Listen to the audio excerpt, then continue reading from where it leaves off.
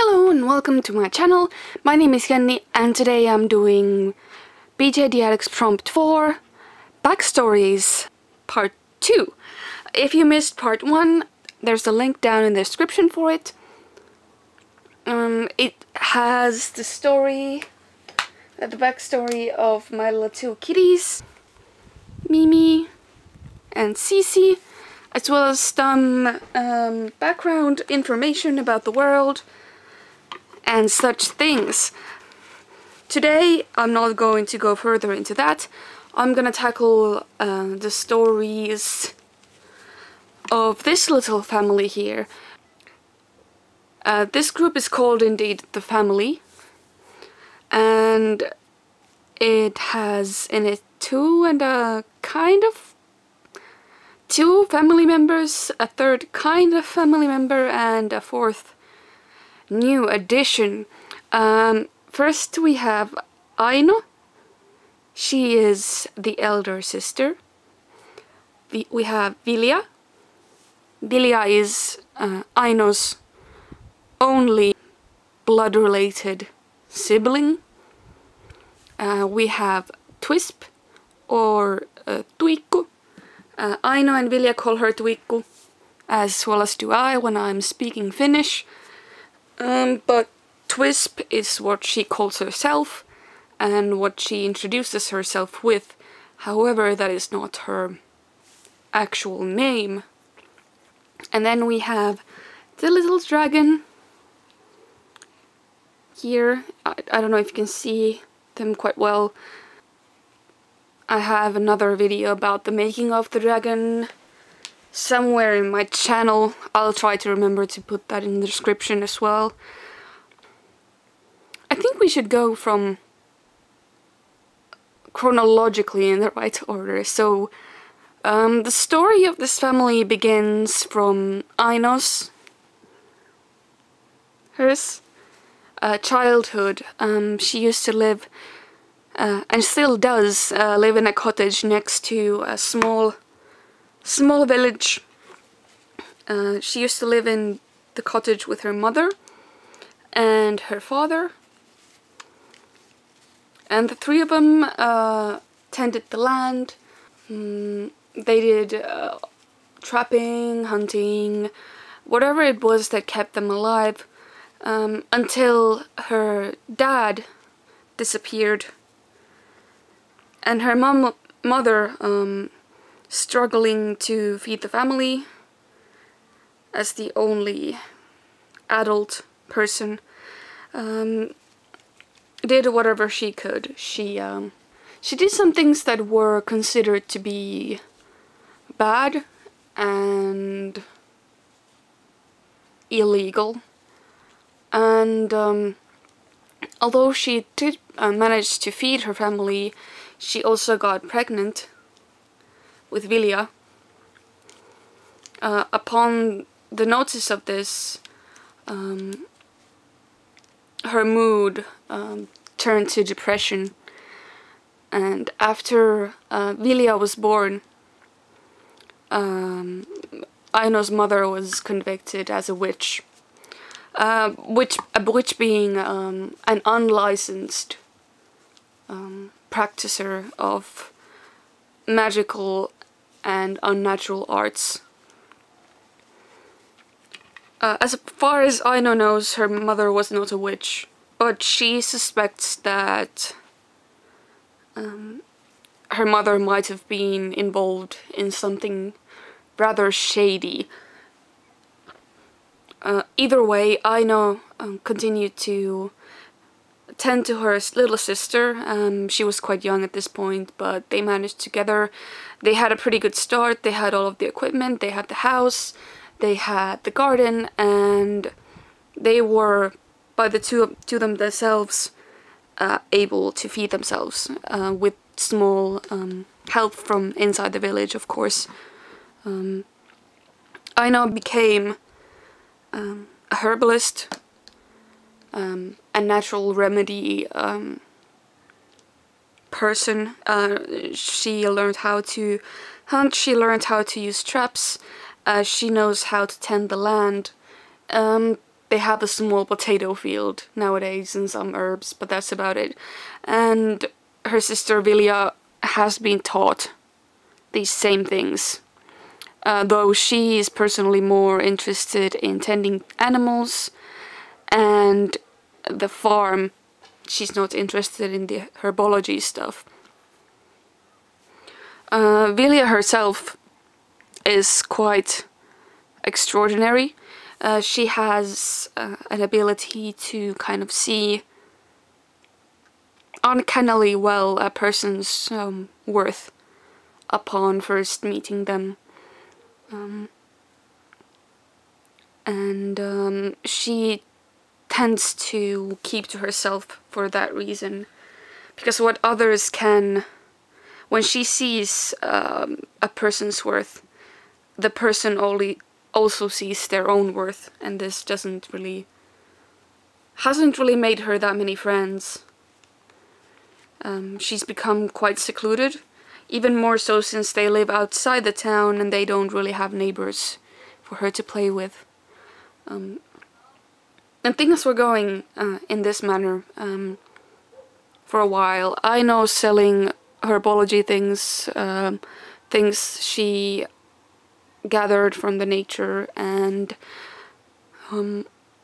whatever their garden growed to the people inside the city, and Vilja helping her along wherever she could, until one day Twisp appeared from the woods on their doorstep. She did not have all of her memories, and was somewhat incoherent.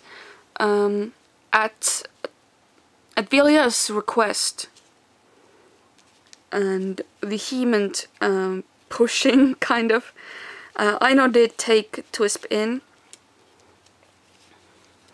and after some time Twisp got kind of back her strength and introduced herself as Twisp.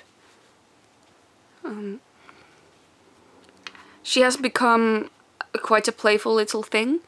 She tries to help around the house and around everywhere, but she's not as... She doesn't have as good of a patience as the two other girls have used to. So she spends quite a lot of her time just wandering around, playing, doing random stuff.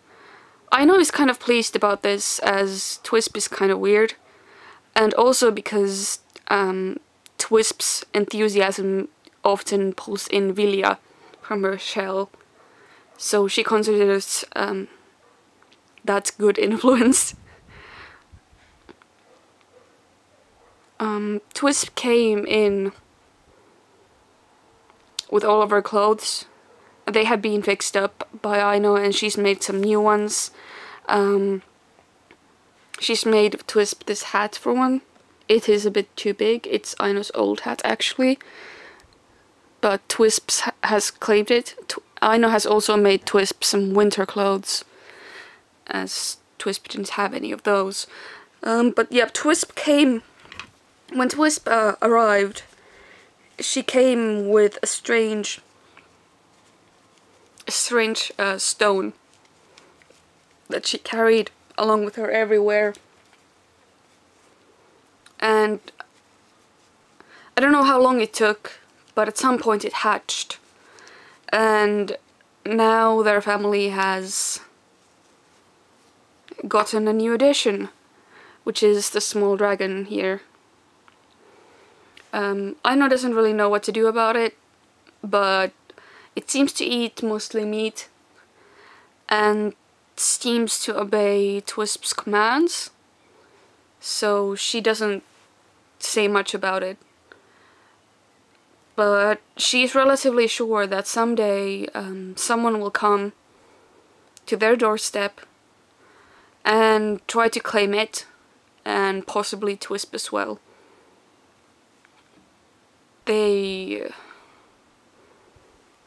This puts some strain to the relationship between Twisp and Aino, as Aino doesn't want to get too attached. But still, with time, she's learned how to love and respect Twisp on her own way. To be fair, taking care of 2 children at a young age has made Aino more tired, and she has considered moving inside the city on many occasions. But after the dragon hatched, it no longer was an option, so she's not quite sure what to do. It's kind of like it's a tricky situation. There is a character inside the city that's been interested in Aino as a person, and Aino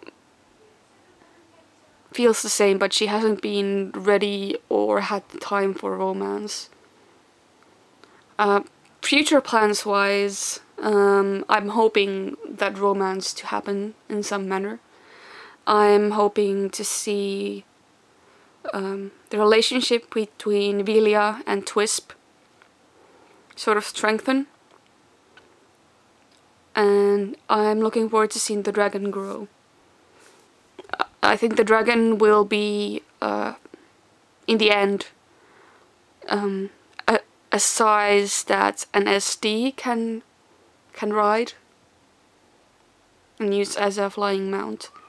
So I have a lot of things to do because I do want to have like in between sizes. This is actually not even the smallest size. The smallest size is about yay big. I'm gonna put a picture up of the comparison between those two. But yeah, that was the family. This is part 2 of BJDADDICTS Prompt 4 Backstories. Yeah, I still have I think 2 more to go. Thank you for showing up and listening to my rambling for about 13 minutes.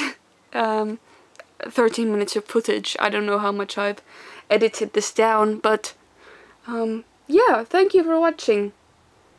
Please leave a like if you want to see more rambly videos like this, and subscribe to my channel if you want to hear more about their stories, or how I've gathered or made the outfits, or anything actually.